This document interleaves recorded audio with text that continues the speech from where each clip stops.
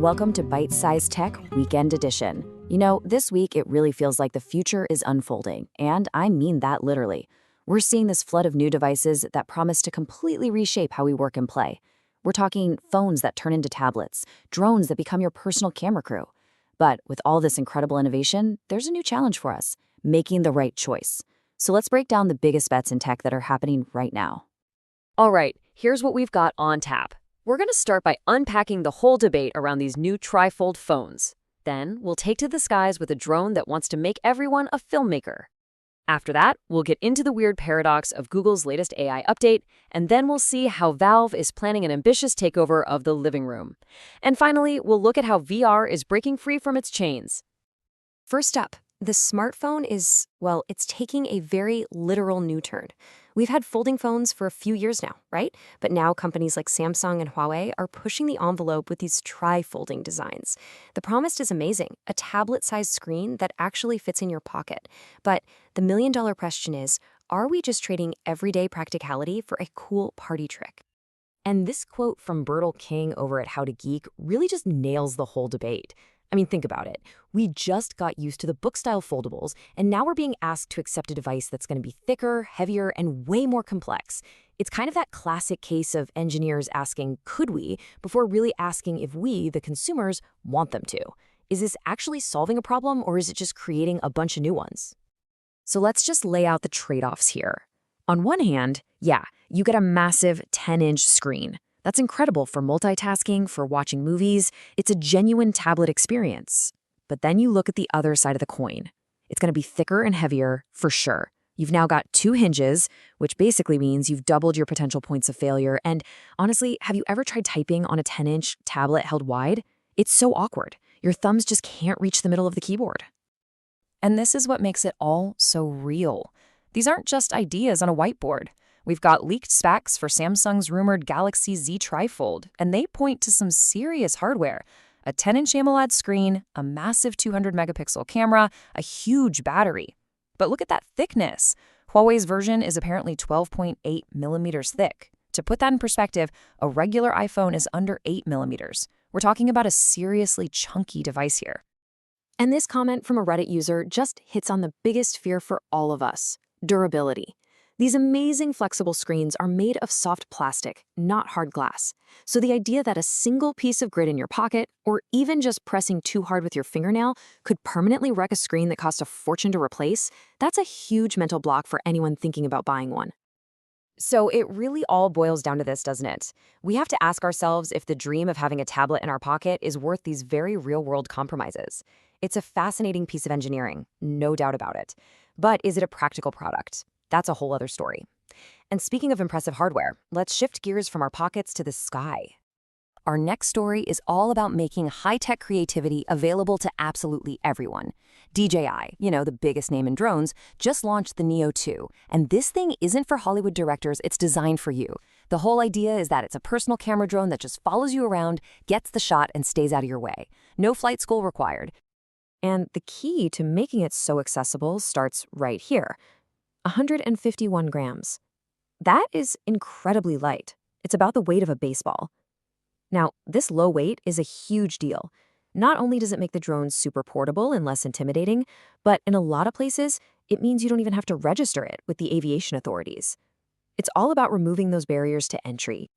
And the tech inside, it's all designed to be foolproof. You can literally launch it from the palm of your hand and then control it with simple hand gestures. You don't even need the controller. It's got obstacle sensors pointing in every direction, so it's incredibly hard to crash. And this is crucial, it's built for how we share videos today. It shoots vertical video right out of the box, perfect for social media. But like always, there are trade-offs. That tiny size means it has a tiny battery, so you're only getting about 19 minutes of flight time. It also uses what's called a 2-axis gimbal. That's the little thing that keeps the camera steady, instead of the even smoother 3-axis systems you'd find on Pro models. So what that means is, while it's fantastic for casual creators getting that perfect social media clip, it's probably not going to replace a professional's main drone. The DJI Neo 2 is a perfect example of hardware and software working together beautifully to create a simple experience.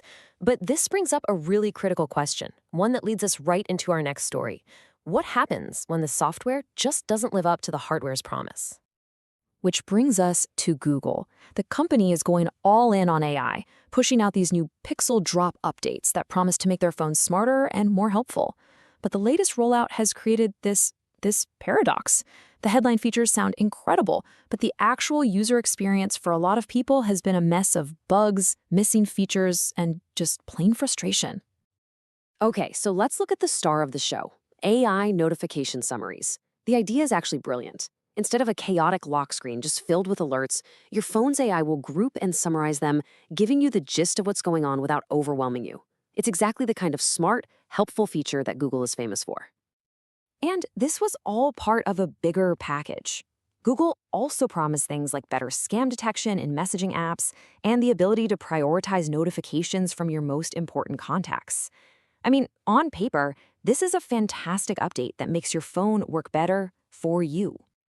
But here's the reality for so many users. This quote from a Pixel user on Reddit just perfectly captures the feeling out there. People updated their phones. They were excited for these great new AI features, and what they got was, well, not much more than some new wallpaper themes. There's this growing sense that Google is more focused on flashy AI demos than on core performance and stability.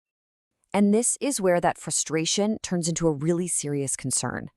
Another user points out that the update for older Pixel 6 and 7 phones wasn't just missing features, it was reportedly missing patches for security flaws that are being actively used by attackers right now. That is a major, major problem. It suggests something is really broken in their update process. So it forces us to ask what we really want from our phones, right? Is it the flashy, cutting-edge AI feature that might not even work right? Or is it just the confidence that our phone is going to be fast, reliable, and secure? Let's take that idea of priorities and shift from the phone in our hand to the living room. For years, the console world has been dominated by Sony and Microsoft. But it looks like a new challenger is stepping into the ring, Valve, the company behind the massive PC gaming platform Steam. And they are making an ambitious new play for the living room, starting with a powerful new console. Let's start with the big number that everyone's talking about for their new console, which is reportedly called the Steam Machine. Valve is claiming it's going to be 6 times more powerful than their super popular handheld, the Steam Deck. That is a huge leap in performance, and it's clearly aimed at convincing gamers that this is a serious piece of hardware for your TV. This chart really shows you Valve's strategy. They're not trying to build the most ridiculously powerful gaming PC on the planet. No, they're trying to build a true console competitor. The goal seems to be to offer performance in the same ballpark as the PlayStation 5 and Xbox Series X, but at a competitive price and with the massive advantage of letting you play your entire existing Steam library of games. Now this is what's really interesting. 3%. According to Valve's own hardware survey, that's the percentage of Steam users who actually play games in 4K resolution. This is the secret to their whole strategy. By targeting a flawless experience at 1080p and 1440p, they can give the vast majority of players a fantastic experience without needing the most expensive, top-of-the-line parts. It's just smart. And Valve's plan for the living room doesn't stop at the console. They're also launching a brand new VR headset, the Steam Frame. The key word here is convenience. It looks like they've learned from the success of the MetaQuest because they're getting rid of all those clunky external sensors and cables. The idea is simple. You just put the headset on and you play. It's all about making high-end PC VR way more accessible than ever before. And that really brings us to our final thought for the week. When you look at all these stories, a phone that wants to be a tablet, a console that's basically a PC, a drone that's your own personal cameraman, it feels like the lines between our devices are just dissolving. We're seeing this massive trend towards convergence. So the question I'll leave you with is this. Are we heading towards a future where one single, powerful, adaptable device can just do it all?